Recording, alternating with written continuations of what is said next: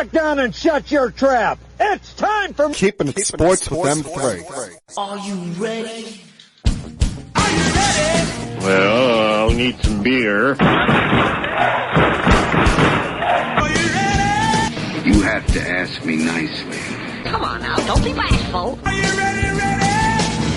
Are you ready for Place for the best sports talk and news surrounding each week. I can prove it with my usual flawless logic. Hey man, this time we're gonna do it my way. What's your name again? And now, here's your host, M3, Mike Rosansky. Coming to you from Cherry Hill, New Jersey. It's time for Keeping It Sports with M3, powered by the Connecticut School of Broadcasting. Good afternoon, everyone. I'm, of course, your host, Mike M3 Rosansky, coming to you here on this Monday, the 27th day of the month of April, final Monday of the month, beginning of the final week of the month, but still a lot to be excited about, a lot to talk about, a lot to rant about today. I'm sure I'll have plenty of things that will either agitate me or will agitate others on this Monday afternoon. Thank you all for listening, whether you're live streaming this on YouTube this week, through Facebook. You can also listen to the podcast version if you don't feel like looking at this side angle of me as we see with the camera. Hi, everyone over there. If you don't feel like looking at me for the next hour, you can always listen to the podcast version each and every single week. It's available at Podbean.com, Spotify, also on YouTube, a few other places. I post the links of it on all of my social media channels, including Facebook, Twitter, Instagram. So plenty of places where you can find Keeping It Sports with M3 each week. And this is a week, this past week, that we have been looking forward to, we had been excited about, and yours truly was just looking to get it over with, because I think it's the most exhausting thing on the sports calendar, even more so than the emotional exhaustion any fan base can go through during a postseason series or a postseason game. It's the NFL draft. With all of the mock drafts that are done, all of the wondering about who's going to trade up, who's going to trade back, where all the quarterbacks are going to go. It can just be exhausting hearing about this for 2 months. Every day, every other day on ESPN and all of the other channels that cover this, whether it be NFL Network or Fox Sports 1. Quite frankly, I don't know how those guys do it. Yeah, they get paid the big bucks, but after a while of going through all that stuff, they're probably saying to themselves as well, can we just get done with this already? Can we get to the draft? And it was an interesting draft because this was not one of those drafts where it was top heavy on the quarterbacks. You had Fernando Mendoza, and then we were expecting that we were going to go a while before another quarterback was drafted, although the Rams decided to change up that script, decided to change up that game plan, and draft Ty Simpson 13th overall. I'm not surprised that the Rams took a swing at Ty Simpson, only because this idea kept getting floated out there on TV by ESPN's Dan Orlowski. We know how close of a relationship he has to Matthew Stafford. We know how much he follows the Rams organization. Maybe he had some kind of intel on that. Plus, he was, of all of the people that you listen to on TV, the highest on Ty Simpson. Even at some points during this process, had certain traits about him graded higher than Fernando Mendoza. My bigger surprise here when it comes to the Rams drafting him is A, that they stayed put at 13 to draft him. This is a team that we've always talked about how they're always trying to go for it. They're always in a win now mode. There was a period of time before last year where they went 7 or 8 consecutive years without having a first round pick. They were always trading it away to get that next star on defense or get that extra piece that they felt would put them over the top during this championship window that Leslie and Sean McVay have put together there.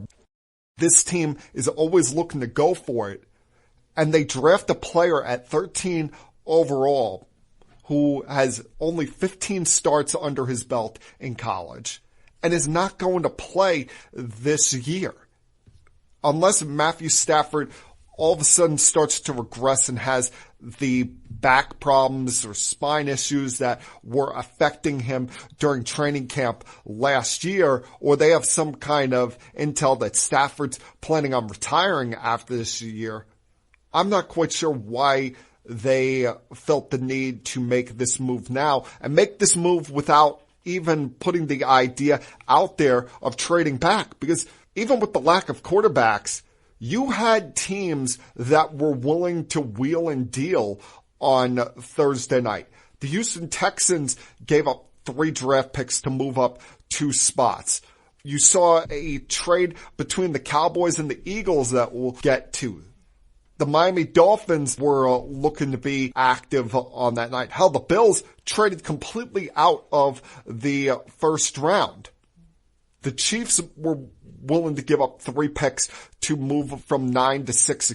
So you had a lot of teams that were looking to have action and make moves, whether it be that run in the middle of the first round when you had offensive linemen coming off of the board, or with teams that had traded away their first round pick and were looking to get back into the mix of things. So I'm surprised that they stayed put at 13. And what was hilarious to me is that the reaction of McVay afterwards, I know, tried to dress things up better on Friday, but during the post-draft night 1 press conference, he looked like he had no clue on Leslie's plan here. So that be a little bit of an underlying story to watch going forward.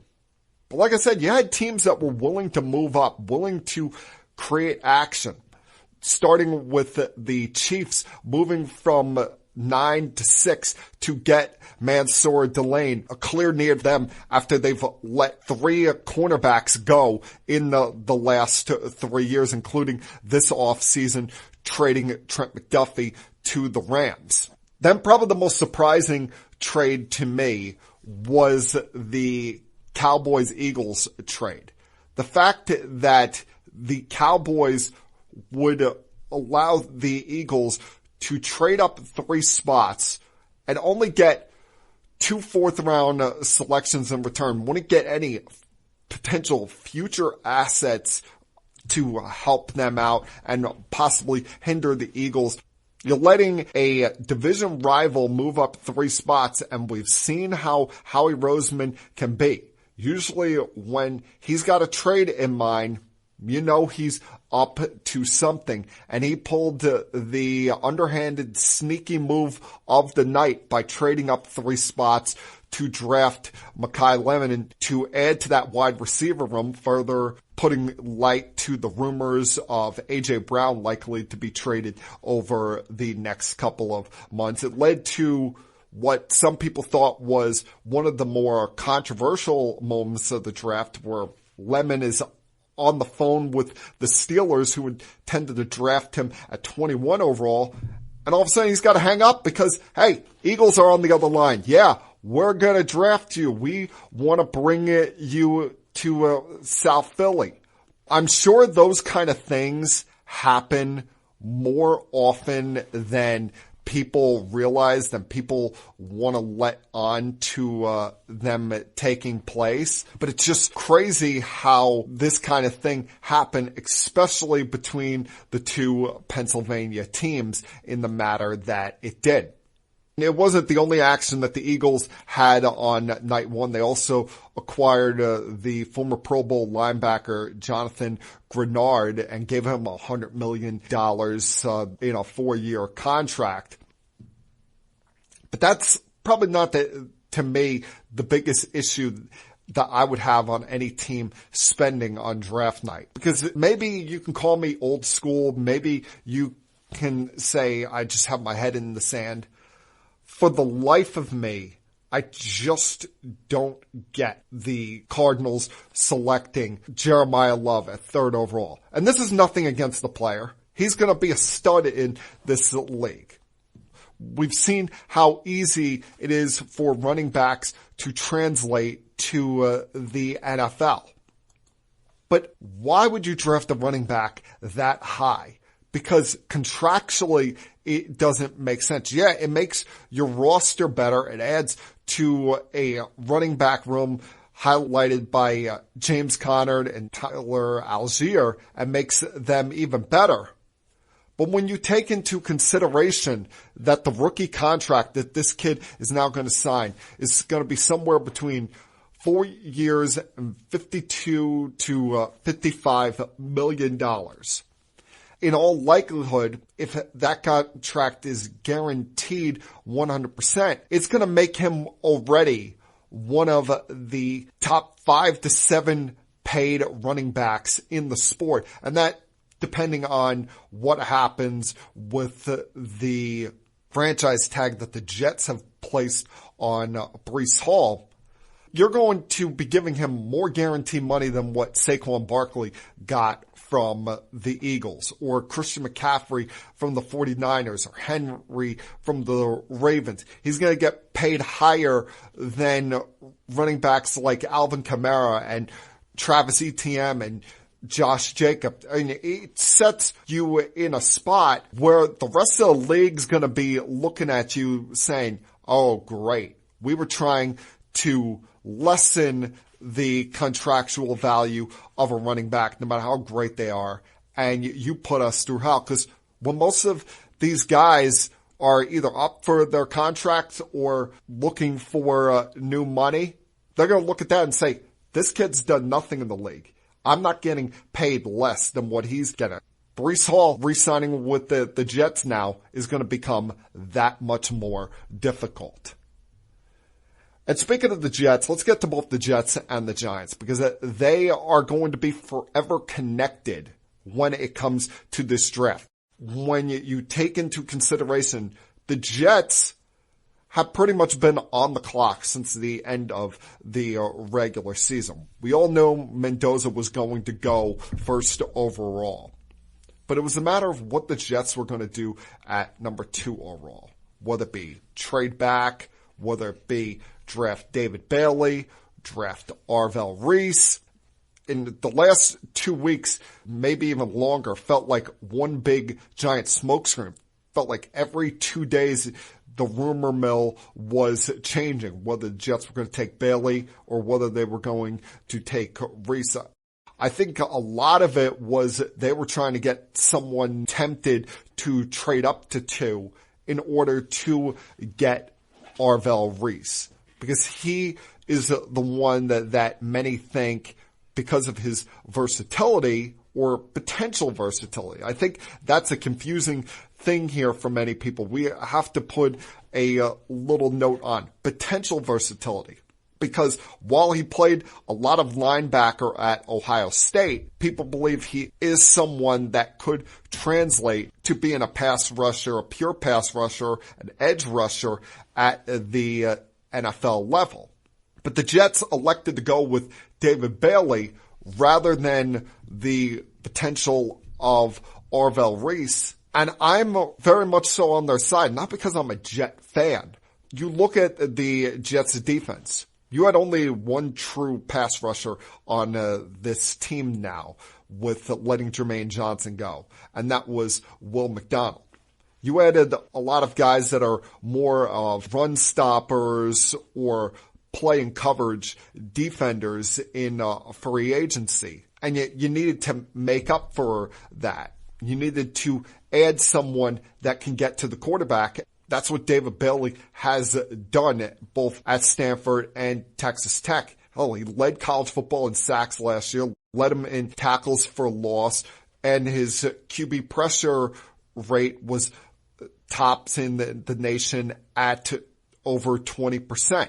Meanwhile, the Jets only had 26 sacks as a team last year. And this is not to knock Arvell Reese. This is not to say I think he'll be a bad player. I think he'll be a very good player. But I don't think that the Jets could have the time and patience where you bring in a player and you're trying to teach him multiple different roles on this defense, whether it be playing weak side linebacker, occasionally being the Mike linebacker, and as well also getting some time in as an edge rusher for this team, something he did not do much of in college. You needed to have someone that is more of a ready product, that is someone that you can put in the lineup on day one and say, go. And that's Bailey to me. Hell, this coaching staff can't afford to have a project on their hands, can't afford to have someone that you're waiting around on. Maybe with the Giants, who are more in of a position to compete this year with a borderline Hall of Fame head coach, a quarterback that a lot of people believe in Jackson Dart, and more veteran weapons on it and more veteran edge rushers, they can bring in Arvell Reese as they did at 5th overall, and he doesn't have to worry about becoming an edge rusher right away. You can line him up alongside Tremaine Edmonds and say, all right, we're going to work you in as a linebacker, but eventually we'll start getting you into pass rush mode. We already have guys, whether it be Burns, whether it be Abdul Carter, Kayvon Thibodeau, who there's back and forth rumblings on what his availability could be in a potential trade. So that it made more sense from going to the Giants, in my opinion, than it did going to the Jets, where the Jets have to concentrate on getting better as a team, getting in a spot where you're not going 3-14 this year, putting a team together that can look respectable, be at worst in that, I would say 7-10 mode, but you don't look at them as a doormat. And I think they've done that when you look at what they did with their top 4 picks in this draft. Not just with selecting Bailey, but at 16 overall, that was another surprise, them selecting the tight end Kenyon Sadiq, who is not your traditional tight end. He's more of a playmaker. And we've seen that more and more as the position has evolved, where, yes, he's a good run blocker, but you can set him up outside. You can set him up in the slot. You can set him up in so many spots, and he can be a successful player for you on the field, be a player that can make a quarterback's life even easier. I know there were a lot of Jet fans that were crying for a wide receiver in that spot, but they accomplished that goal as well in the first round when, for the second time in 4 years, they trade back into the first round to have 3 first-round picks and select Omar Cooper Jr. out of Indiana. Someone who I wouldn't have necessarily been going crazy about selecting at 16th overall, but to get him at 30th overall, moving up from that first, second-round pick that you have, I mean, they've put themselves in a really good spot, not just for Geno to have success this year, but for next year when, in all likelihood, the time they try to find their franchise quarterback, because they could say they like him as much as they want. I don't believe that 4th-round pick Cade Klubnik is their guy for the future. You add Omar Cooper Jr., you add Kenyon Sadiq, 2 extra weapons that are going to take pressure off of Garrett Wilson, that will not have him getting triple covered all the damn time and maybe can actually make some plays down the field. You have Breece Hall. You've got 2 young tackles on this offensive line, an offensive line that looks really good on paper. You got A.D. Mitchell last year from the Colts. So the cover is not bare here when it comes to weapons. And these guys are all young weapons. They can grow together and formulate an offense and make life awfully easier when they do eventually, hopefully, find that quarterback in next year's draft. I'm not going to sit here and try to fool you or fool myself into the Jets being contenders next year for anything, because they're at best, depending on what you view the vision of the Miami Dolphins moving forward, at best the third best team in their own division. They still got a lot of work to do to get anywhere near that level of Buffalo or New England competing for the AFC East. But on paper, this should not be a doormat team next year.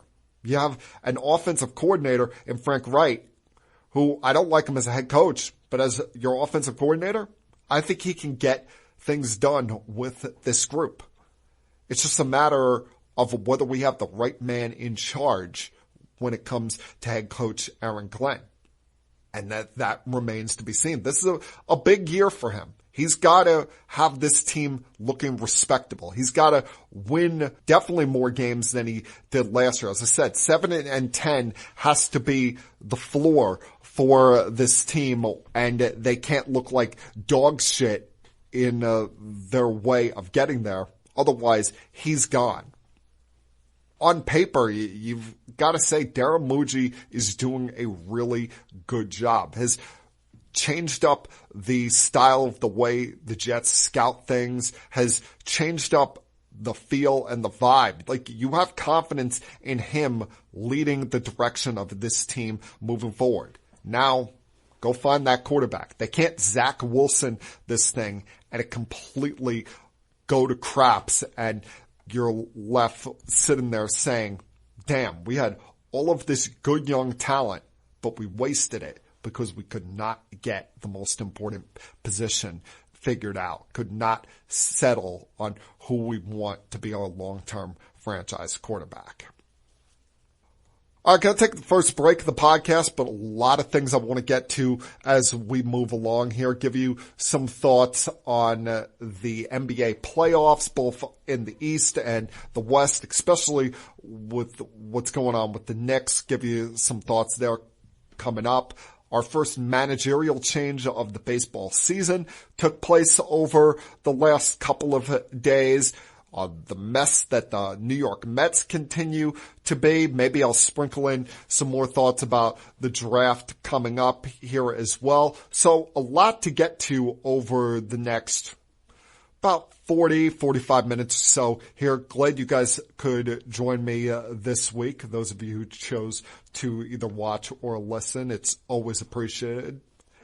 And like I tell you each and every single week this time, please sit back, relax, help put your feet up if you feel like it, and continue keeping it sports with M3. I'll be back.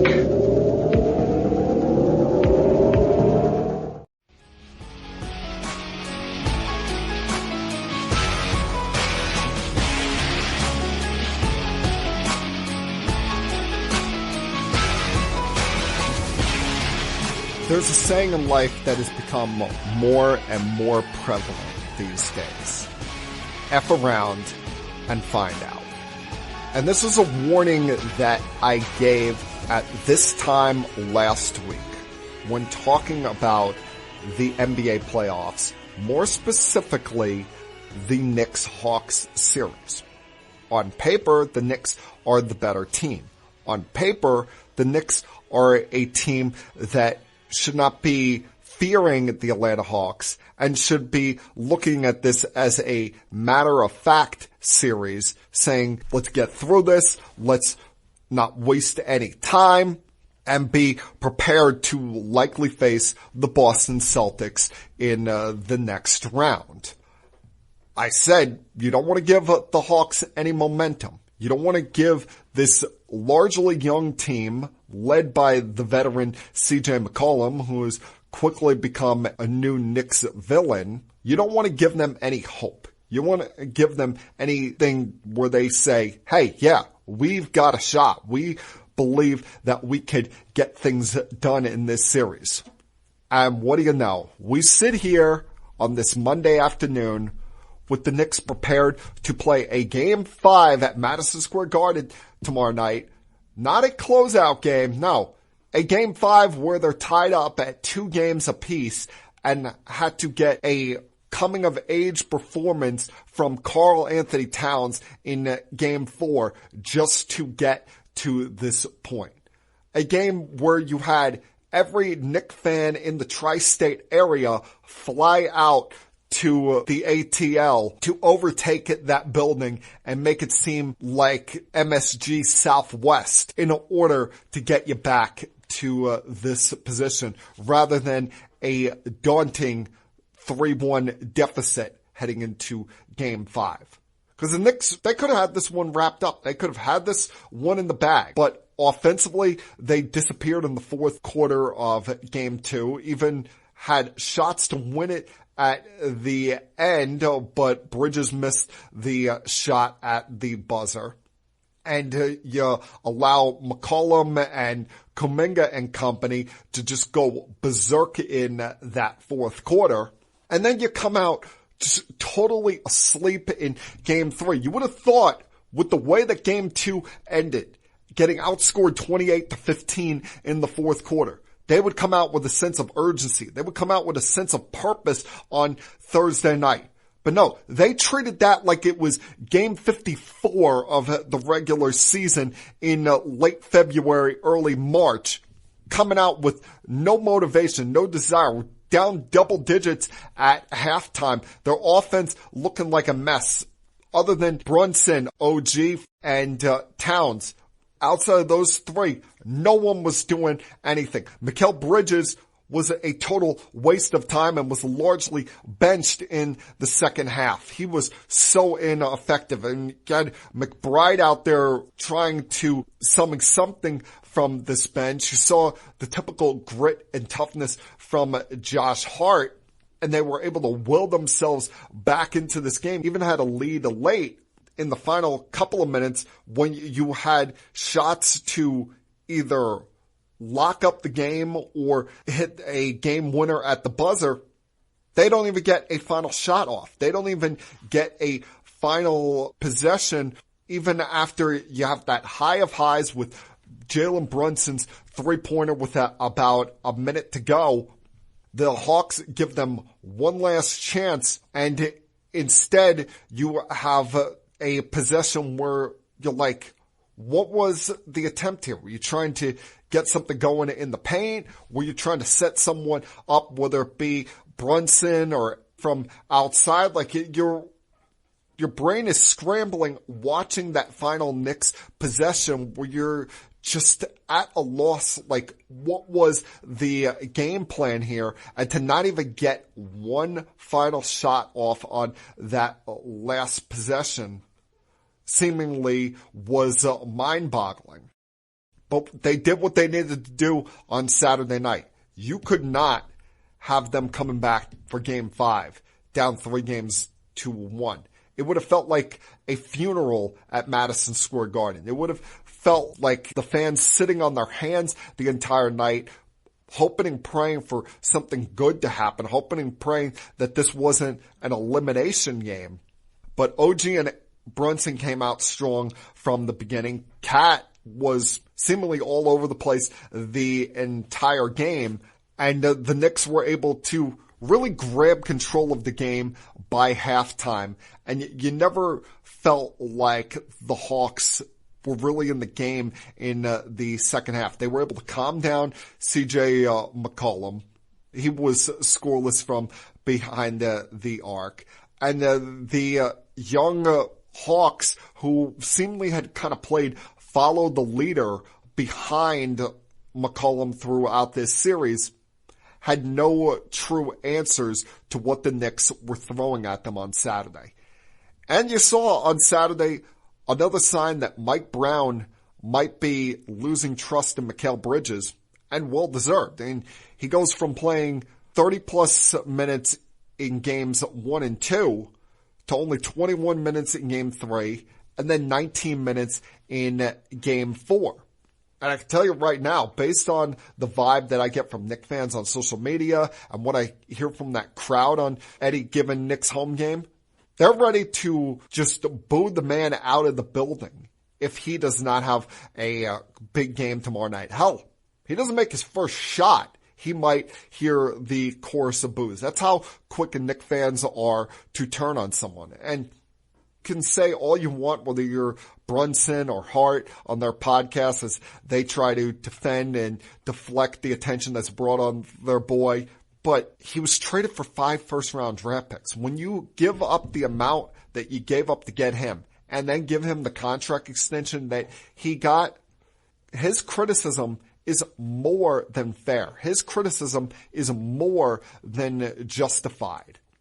And you really can't say that, oh, he's being treated or labeled unfairly when you had all of that thrown, a star-level package for a guy who's a good player, but not an all-star caliber player. And the other problem here for the Knicks, as I highlighted before, I highlighted last week, now with this series going to go at least 6 games, Thursday is a guarantee, and if, heaven forbid, you lose a game over the next 2, you're coming back for a game 7 on Saturday night at MSG. But you've provided yourself with no time off between series. The Boston Celtics are going to be rested and ready to go to play you in the second round. They have understood the assignment. They have taken a 3-1 lead over the 76ers.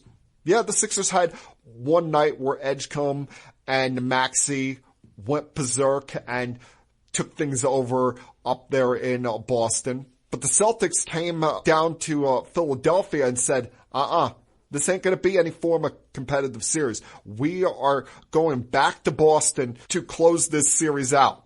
One of the things I think hurt the Sixers, even though I respect him giving it a try, giving it a go, was bringing back Embiid last night. It seemed like their offense, even despite being down 2-1 going into game 4, there was a flow, there was a rhythm to their offense.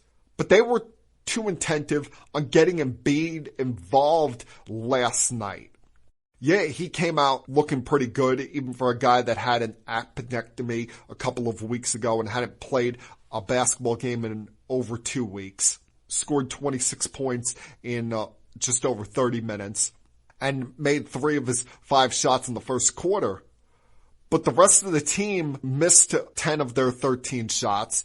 Maxey only got 3 shots in the first half. And he, after being the large focal point of their offense, had seemingly taken a back seat to Joel Embiid. From there, the big 3 on the Celtics, Tatum, Brown, and Pritchard, took over the game and blew them out of the building, setting them up for an elimination game on Tuesday night back in Boston. So whereas the Knicks haven't understood the assignment, you could argue the Cavaliers haven't understood the assignment. And the Cavaliers, you have to figure this was coming. James Harden's one of the biggest front runners in the league and is an awful postseason player on the road. Will not grab opportunity by the throat and suck life out of it. Even in a bad shooting day for the Raptors yesterday, they were still able to squeak by and force that to now being a best of 3 series. But the Celtics, they've handled their business. Whereas the Knicks and Cavs have made things more difficult for themselves. And the Detroit Pistons, depending on how things shake out tonight, have made things even more crazy, hectic, and difficult on themselves, even despite some really good games from Cade Cunningham in this series. He's not getting the necessary help from his others. They're not even taking advantage of opportunities given to them. You know, the Magic have a 17-point lead going into the fourth. They completely blow that. And the Pistons are not able to capitalize on that momentum down the stretch. You watch the Magics outscore them 9-0 over the final 3 minutes of the game, including some big shots from Franz Wagner and a dagger three from Banchero, putting the Pistons season in potential jeopardy over the next 3 nights. I asked for some drama in the first round of this playoffs, but I never expected it to turn out like this. And if you think this is crazy, just wait till we get to what's going on out west. I'll be back.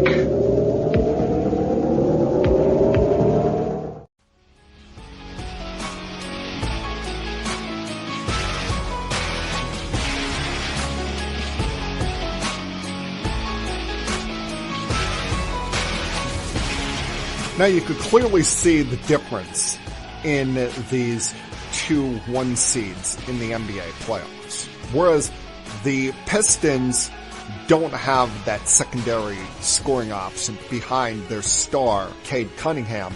The Thunder have so many other options behind SGA. SGA can have a bad shooting game in game 1, and they still win at a relatively comfortable level. Well, he bounced back, as you would expect in game 2, behind some very good performances from Chet Holmgren and Jalen Williams as well. The concern here now for the Thunder is not anything involving this series. It's going to be Jalen Williams' availability moving forward, as he left in game 2 with a left hamstring injury. Now, for them, they've handled business relatively easy. And don't be fooled by these scores here, folks. There was no point in these games where you looked at Oklahoma City and felt like they were in trouble. They shot the lights out at nearly 48%, forced 21 turnovers, and had the Suns in a relatively uncomfortable position throughout this game. And as I've said, for them to have any shot against the Thunder in making this any form of a lengthy series, they were going to have to muck things up. They were going to have to ugly things up here. And they haven't been able to do that. Even without Jalen Williams out there, you have other guys step up, whether it be Ajay Mitchell come off the bench into the lineup, have 15 points in Williams' place. Caruso having 13 points off the bench. Chet Holmgren having another solid game behind what was just an absolutely unconscious shooting night by SGA in game 3.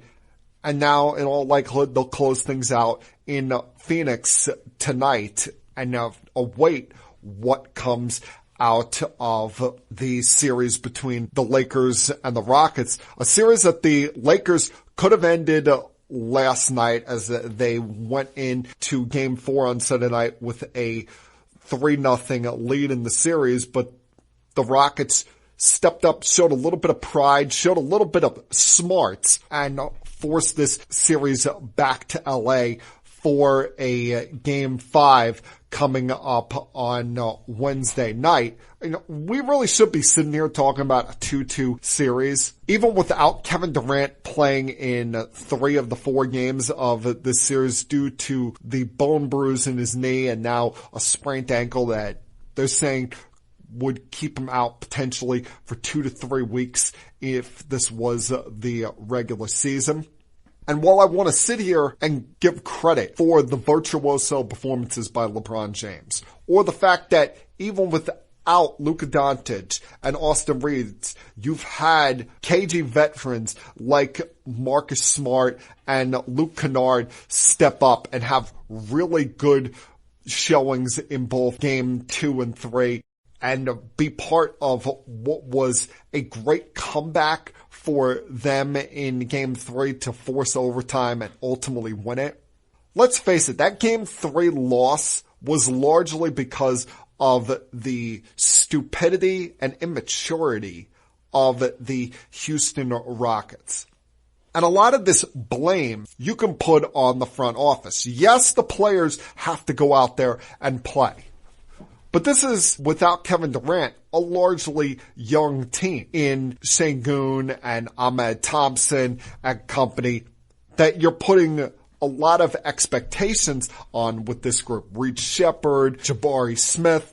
They don't have a real floor general out there if you don't have Kevin Durant. How is it, after Fred VanVleet goes down early in the season, that you don't go out of your way to find a point guard? That you don't go, I'm not saying you have to go out there and find a star point guard, just someone that can lead the offense, that can get everybody in the right position and know what's going on in the game action.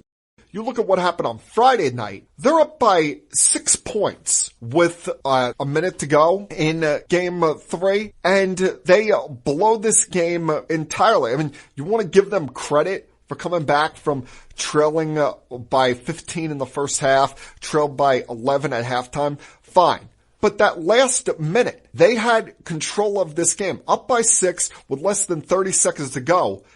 And for some reason, Jabari Smith decides to throw this ridiculous pass across court where Marcus Smart, who you know is always in tune with the game action, is able to steal the ball, and like the vet he is, was able on his 3-point attempt force a foul there, setting him to the foul line. And then even after that, you're still up by 3 with 20 seconds to go, where all you gotta do is make your foul shots from here on out, and Reed Shepherd loses control of the ball. LeBron James makes a 3 to send it to overtime, and from there, you saw a lost look on this Rockets team's face. You saw a team that had no answers and knew they were a dead team walking.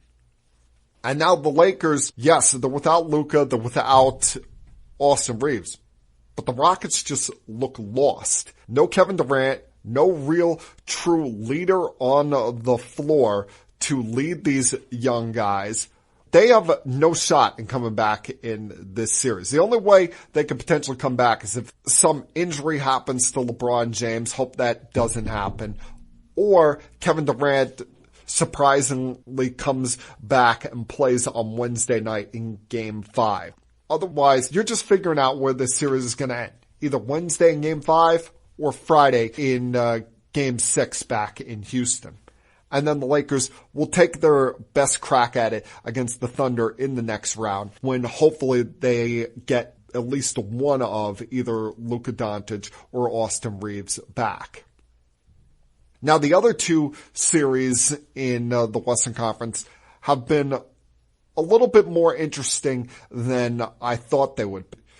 Yes, the Spurs have a 3-1 lead over the Blazers, but I give the Blazers a lot of credit. For a young team, they have made these games exciting. They have made these games at least competitive for 3 quarters. You're seeing a young player in Scoot Henderson take that next step. They're a team that, going forward, you get Damian Lillard back next year, they can be a real pest, can be a real pain in the ass. But Game 5 is of the utmost importance for the Spurs tomorrow night. Because it all could have came crashing down after what happened in Game 2 when Wemby went down with the concussion. Even with how well you've seen Stephon Castle, Dylan Harper play in this, even with what you're getting from De'Aaron Fox, Wemby is that team's franchise. And you don't want to screw around anymore. You're the better team. You have a 3-1 series lead on them. And you've already seen, despite winning Game 3, what life can be without Wembanyama. Sure, you can beat the Trailblazers in games without Wembanyama, but you don't want to be going forward and risking things against your opposition in the next round without him. An opposition that, even despite it being a 3-1 lead for the T-Wolves, against the Nuggets, it's no sure thing that the T-Wolves are going to get out of that series alive. I mean, the Nuggets, I know they made a coaching change last season at the very end of the year, but you might see them making another coaching change after this series if they lose to this Timberwolves team. David Alleman might be out of job with what you've seen from this team, because they blew this in game 2. They had a 19-point lead against a team that has become a rival of theirs in the Timberwolves. And in their history, the Nuggets are 8-0 when they win the first 2 games of a series, while the Wolves are 0-8 when they drop the first 2 games of a series. But you gave them life. You gave them a chance. You allowed Jaden McDaniels to run his mouth about how bad your defense is, and you had no answers for that. No, on top of what were great performances by both Anthony Edwards and Julius Randle, you no-show game 3, get absolutely obliterated in the paint. Gobert is having his way against Jokic, shutting him down. And the Nuggets, who were one of the best three-point shooting teams in the league during the regular season, can't make a three to save their lives. Even when disaster strikes the Timberwolves on Saturday night, a minute and a half into the game, they lose Dante DiVincenzo for not just the game, but the season. Anthony Edwards goes down with what's being listed as a hyperextension of his knee. And he was already dealing with runner's knee in his right knee as it was. You let Dumas Somu come off the bench, score 43 against you in place of Anthony Edwards, just get smacked around. Your only fight of this game, really, in the second half was that altercation at the end of the game. You're left sitting here with this 3-1 deficit coming into tonight, where you're not making your 3-point shots. You're going up against a T-Wolves team that now is without their best player and their third or fourth best player. There's no excuse for you to not come back and win this series.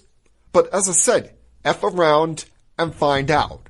And you screwed up by blowing game 2. You gave this team a little bit of life.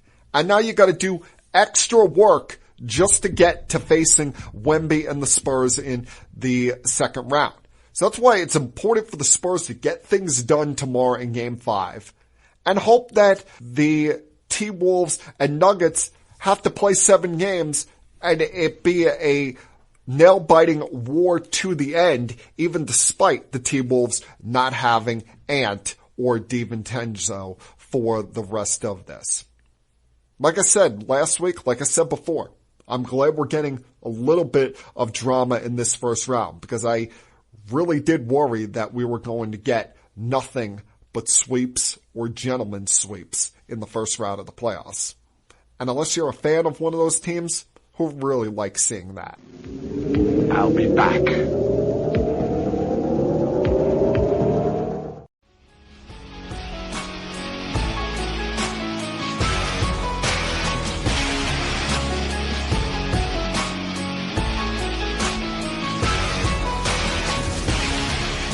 Can't complain too much about the start from the New York Yankees. 18-10 through the first 28 games, game and a half lead over the Rays in the East, 5+ game leads over both the Orioles and the Blue Jays, and a 7.5 game lead over the Red Sox. No, they lost yesterday to the Astros, ending what was an 8-game winning streak, and a loss that ultimately would lead to Luis Gil being sent to the minor leagues, and we'll see what that does to their pitching staff, because I don't believe they're ready in the next week or so to activate Carlos Rodon off of the IL. I think they want to get him at least probably 3 more starts before they're fully ready in having him start a big league game. But you start to see certain guys on this offense come around in this last week. McMahon's gotten some big hits. Rosario continues to be a really productive player for this team, even taking starts away from McMahon despite there being a right-handed pitcher on the mound. Jazz finally got off the schneid with some extra base hits and home runs in the last couple of days. Just wish he would stop using the ABS challenges because he's 1 for 8 in those challenges so far. And to me, it's about time Boone puts his foot down and tells him, you can't use the challenge. The one negative in this lineup, we'll see over the next couple of days how they handle this. Giancarlo Stanton leaving the game on Friday night due to a hamstring issue. They haven't put him on the IL as of yet. They're still playing this as a day-to-day scenario, but in sending Heel down yesterday, you did see them bring up Jason Dominguez, and hopefully he's not on the bench. Hopefully he's an everyday player for them, at least in this series, before they make a decision on what they're going to do with Stanton going forward. This pitching staff, outside of Heel in 3 of his 4 starts, especially the rotation, has done an awesome job. Max Fried and Schlittler especially, and even throw Will Warren in there. He's done a good job, gotten off to a good start there. Someone, whether it be Warren or Weathers, if everyone's healthy, is going to somewhat undeservedly be sent to the bullpen when both Cole and Rodon are activated. But the one concern that I have with the Yankees, or one thing that I'm annoyed with when it comes to the Yankees, is this constant request from this group of players for extra things when it doesn't apply to the actual on-field action. Last year, you got the beard policy somewhat removed.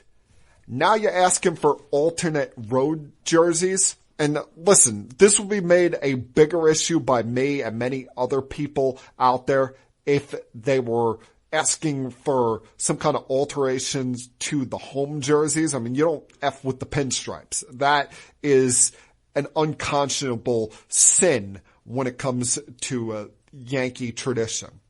Well, maybe in the grand scheme of things, it's not such a big deal. I mean, the request they're asking for is occasionally wearing the navy blue tops that you see them wear during spring training with the gray pants. And I guess that's okay. But the goal of this group to be asking for these certain amenities, these certain changes, when they've won nothing over the Aaron Judge era. Aaron Judge wants to talk about tradition, but also say, hey, we're seeing logos being put on the jerseys, whether it be both home and away. Might I remind you, as much as I love you, Aaron Judge, you guys have gone to the World Series once in the 10 years you've been in the big leagues. This is not like the Dodgers, who have been to the World Series 3 or 4 times during that same time span and have won the last 2 championships. So they get certain extra things, like 2 planes, one earlier one that will take the players and a later one that will fly the support staff. Go out there and win a championship for the first time in, 17 years before you ask for this extra stuff, all right? I mean, you're playing well. You've won 8 of your last 9 games. Hell, you got a manager fired over the weekend with the beatdown that you put on the Red Sox. And I know that the scores of these games were 4-0, 4-1, 4-2, but it was sad watching the Red Sox play over the last week. They look like such an uncompetitive group of players there. A team that, unfortunately, Alex Cora, as good a manager as I think he is, he lost that room. And I don't know whether it's because of the lack of talent that Craig Breslow has provided him, or there was just some kind of emotional loss that this team had in trading away Rafael Devers last year, a lack of leadership and not bringing back Alex Bregman, which a move that did not make sense to me, why you wouldn't bring him back when he clearly wanted to come back. But I don't blame this 12-17 start on Cora and this coaching staff. Yeah, there's some moves that he's made this year that are really questionable. Like when you had a 2-1 lead in the 7th inning on Thursday night against the Yankees, and you're going to second-tier relievers in that bullpen rather than going to your top guys, watching another lead get blown by some of those scrubs. But this team was put together by Craig Breslow, and the fact that you wait until almost a month into the season to fire the guy shows me that you probably should have made the move in the off season. Now, I remember I was saying to someone the other day that the Red Sox are becoming a sad group to watch because there's no one really to hate on this team. I mean, maybe Roman Anthony becomes that guy at some point, but you don't have that big personality player on this team. You don't have a lot of power on this team. And for God's sakes, their DH has no power whatsoever. You got Trevor Story as the only real veteran on the team, and he's been constantly hurt in his time there. Their pitching staff has been trash, and this is a pitching staff that they added Sonny Gray and Ranger Suarez to in the offseason, as well as you got the Cy Young runner-up from last year, Garrett Crochet. He's gotten beaten around in his first couple of starts. Hell, Bello has given up 6 home runs in his most recent start on Friday night against the Orioles. I mean, this team is just a downright mess.